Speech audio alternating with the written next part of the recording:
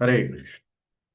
आज हम देखेंगे डेंजर ऑफ कंफर्ट इन जपा। मतलब कंफर्ट मतलब जो आसानी से या हम सहजता से हम रहते हैं जीव दिन भर में या पूरे जीवन में, उसका क्या हमें उपयोग है या दुरुपयोग है वो हम देखेंगे, और उसका क्या डेंजर है हमारी लाइफ में ये देखेंगे इसके बारे में।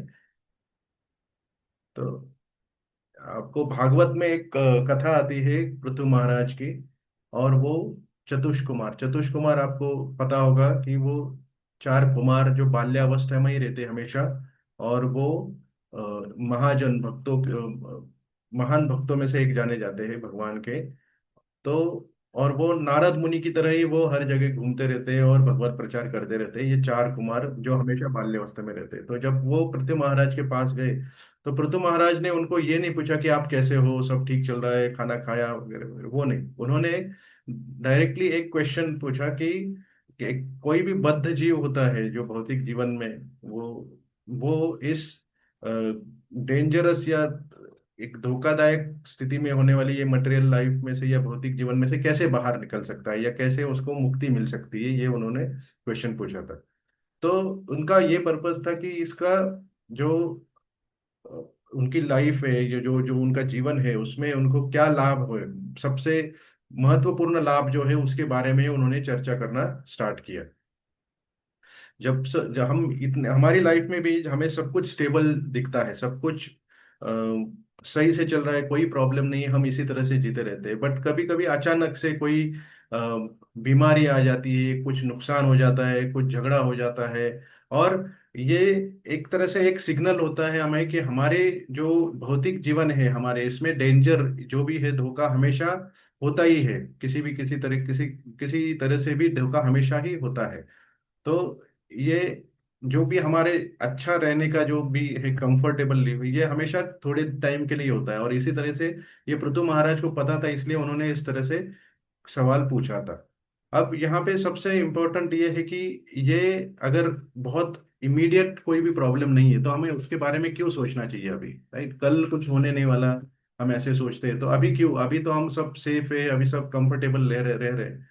तो उसके लिए अभी सोचने की क्या जरूरत है, क्योंकि हमें यही लगता है कि हमें कुछ नहीं होगा। ठीक है। तो हमें ये समझना पड़ेगा कि बद्ध जीवात्मा की कंडीशन क्या होती है। बद्ध जीवात्मा एक तरह से एक कॉम्प्लिसेंसी ऑफ, मतलब एक सहजता से जी जाते हैं कि वो सब कुछ एज्यूम करके चलते हैं कि सब कुछ सही से चल रहा है। क्योंकि कुछ कुछ दूरी, कुछ नहीं दिख रहा है हमें सामने, कि हमारी लाइफ में कुछ नहीं होने वाला इस तरह से।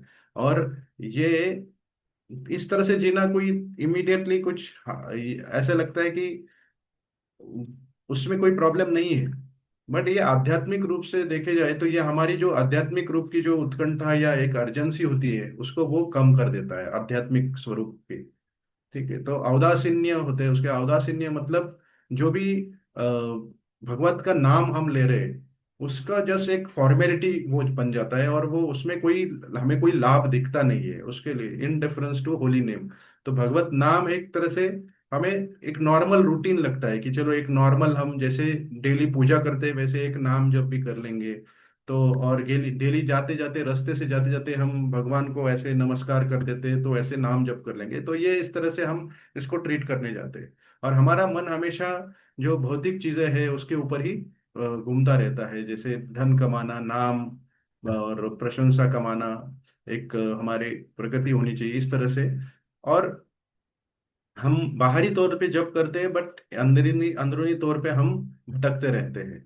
और इसमें हम, क्योंकि ऐसे होता है कि हमें इमिडिएटली कोई प्रॉब्लम नहीं दिख रहा है। आपने देखा होगा कुछ लोगों को कुछ अगर प्रॉब्लम होता है तो वो भगवान का नाम जपने लगते हैं, मंदिर में जाते हैं, क्योंकि उनको वो प्रॉब्लम लगता है और उनको और कोई सोल्यूशन नहीं लगता है, और इसलिए भगवान के पास जाते हैं। और हमें लगता है कि हमें कोई प्रॉब्लम नहीं तो हमें क्यों जाना चाहिए, इस तरह से हमारा एक सोचना होता है।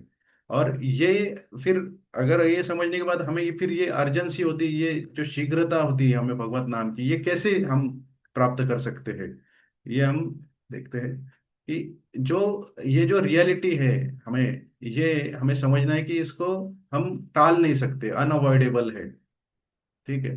तो भक्ति विनोद ठाकुर एक महान संत हुए थे, और उन्होंने ये बोला था कि अपने मन को समझाना चाहिए कि हे मूर्ख मन, तुम जप में क्यों ध्यान नहीं दे रहे। एक तरह से उनकी एक कविता है, उसमें उन्होंने ये लिखा हुआ है। और इसमें एक हमें समझ में आता है कि हमारी जो शरीर है, हमारा शरीर किसी कभी कभी ना कभी जाने वाला है, कभी ना कभी कुछ लोग उसको लेके जाए, जाके उसका अंतिम संस्कार भी कर देंगे। उस टाइम पे जब लोग बोलते हैं कि राम नाम सत्य बोलते हैं, बट वो मृत व्यक्ति होता है, वो कुछ नहीं कर सकता। मृत व्यक्ति कुछ नहीं कर सकता। वो जो नाम ले रहे हैं उनका उद्धार हो रहा है, मृत व्यक्ति का कुछ उद्धार नहीं हो रहा है। क्योंकि उस टाइम पे हमारी जीभ काम नहीं करती, हमारा हम जप नहीं कर सकते, और कोई भी सेकंड चांस या कोई दूसरा एक चांस नहीं मिलता है। बट हमारा टाइम ये अगर एक समझ में आ गया, तो हमें ये आज आज का जो वक्त मिला है, समय मिला है, उसका हमें महत्व समझ में आएगा कि हम बैठ सकते हैं अभी, हम अच्छे से बैठ सकते हैं, हम बोल सकते हैं, और हम जब माला पकड़ सकते हैं। ये जो है इस तरह, ये सिचुएशन में, इस स्थिति में आज हम हैं, तो इसके लिए हम भगवान को धन्यवाद करना चाहिए। बहुत सारे लोग उस स्थिति में भी नहीं होते, और इसी का हमें लाभ लेके ये जप करना स्टार्ट करना चाहिए। तो इसी यही समझना है कि यही एक समय है हमारा जो जप करना सबसे इम्पोर्टेंट है अभी। और ये अगर हम समझ गए आ गए, तो हम एक ढीलापन होता है हमारे जप में, वो कम हो जाएगा। ठीक है, तो भागवतम में एक श्लोक आता है, तस्माद् भारत सर्वात्मा भगवान ईश्वरो हरिः श्रोतव्य कीर्तितव्यश्च स्मार्तव्यश्च चेच्छा इच्छता भयम, स्मार्तश्च इच्छता भयम।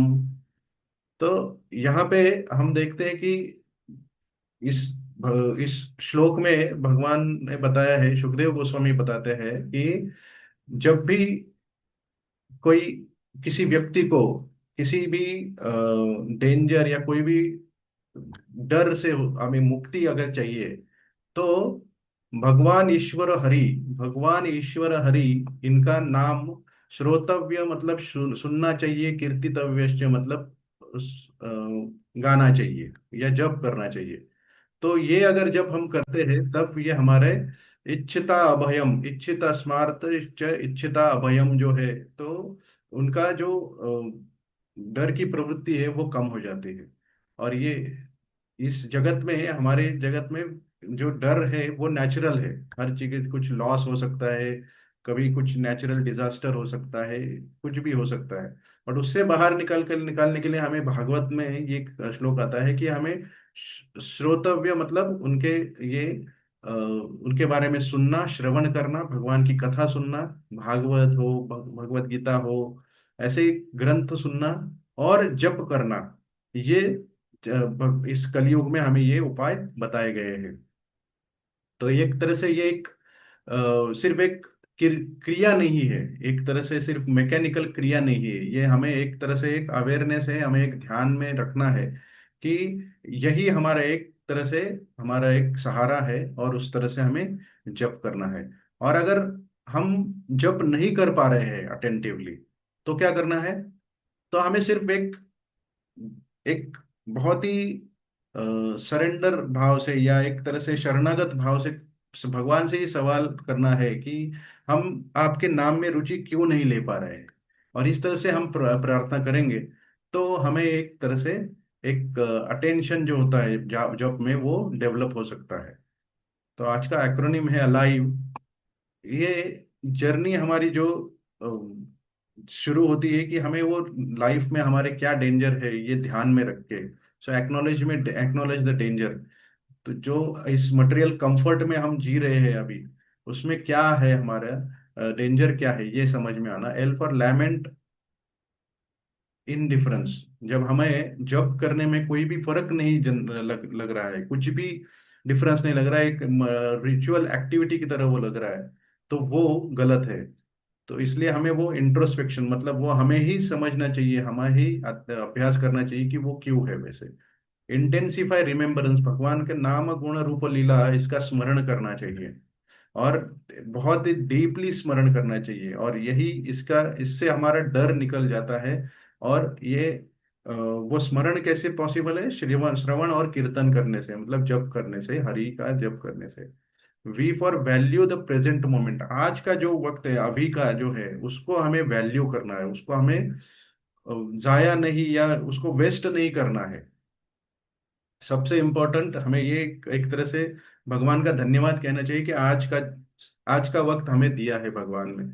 और E for engage in holy name, और इसी भावना के साथ हमें उस जप में ध्यान देना है। तो इसको कोई भी तरह से प्रेशर नहीं, कुछ भी तरह से फोर्स नहीं करना है हमें अपने आप को, बट एक तरह से ध्यान में रखना है ये जप करते वक्त की ये चीजें अगर हम ध्यान में रखेंगे तो हमारा जप जो होता है वो अर्जेंट होता है, एक शीघ्र बन जाता है। एक तरह से हम बहुत ही सराहनीय तरह से जप करते हैं, भगवान को धन्यवाद करते हुए जप करते हैं, और हमारा एक जप एक तरह से जीवित बन जाता है एक तरह से। ठीक है, तो इस तरह से जो कंफर्ट विल नॉट रिमेन, जो हमारी जो कंफर्ट, हमारी जो सहजता है इस लाइफ में, कोई प्रॉब्लम नहीं, तो ये परमानेंट नहीं है, वो तो टेम्पररी सिचुएशन होता है।